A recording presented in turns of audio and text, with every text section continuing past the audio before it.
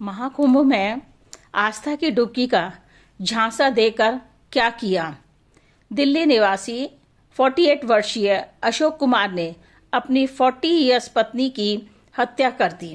यह व्यक्ति अपनी पत्नी को महाकुंभ में स्नान करवाने के बहाने घर से लाया था और यहां आकर पापों से मुक्त होने के बजाय एक और महापाप कर बैठा। प्रयागराज पहुंचकर उसने 18 फरवरी को अपनी पत्नी को मार दिया। दिल्ली में त्रिलोकपुरी में रहता है और नगर निगम में सफाई कर्मी के रूप में कार्य करता है। पुलिस सूत्रों का कहना है कि अशोक कुमार अपनी पत्नी के साथ अच्छा व्यवहार नहीं करता था क्योंकि उसके किसी और से अवैध संबंध थे। अशोक की पत्नी यह सब करने के लिए मना करती थी, कहती थी तुम बच्चों के पिता हो, यह सब करना शोभा नहीं देता है, परंतु वह नहीं मानता था। इसलिए अपने रास्ते के रोड़े को हटाने के लिए उसने इस कार्य को अंजाम दिया। डीसीपी प्रयागराज अभिषेक भारती का कहना है कि अशोक कुमार ने एक जबरदस्त प्लान तैयार किया और कुंभ के बहाने घर से दूर लाकर उसकी हत्या करने का। यह उसके लिए बहुत अच्छा मौका था, यह कहने के लिए कि मेले में कहीं गुम हो गई।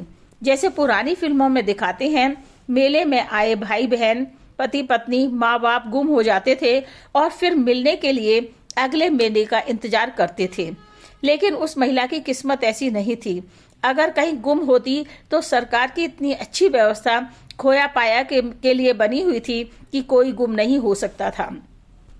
होशियारी या दिमाग कहें, सबूत पक्का करने के लिए उसने कुंभ आने से पहले अनेकों वीडियो अपलोड किए, यानी अपनी तरफ से वह कोई भी चांस नहीं छोड़ना चाहता था।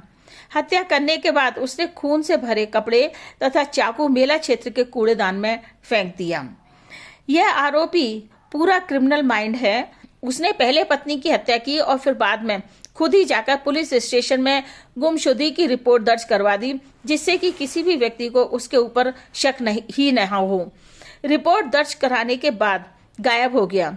डीसीपी अभिषेक भारती कहते हैं कि आरोपी अपनी पत्नी के साथ मंगलवार 18 फरवरी को दिल्ली से प्रयागराज पहुंचा था और आजाद नगर केतवान नई झूसी में किराए पर एक कमरा लिया।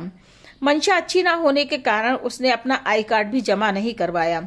अगली सुबह महिला का शव बाथरूम में मिला और अशोक कुमार का कोई अता पता नहीं था।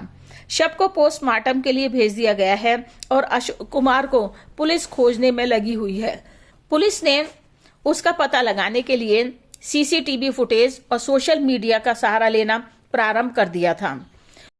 पुलिस ने बताया कि हमें 21 फरवरी को सबूत मिले जब महिला के भाई प्रवेश कुमार और अशोक कुमार के बेटे अश्विनी और आदर्श ने झूसी पुलिस को संपर्क किया तथा बॉडी की और कपड़ों की फोटो की सहायता से पहचान की गई।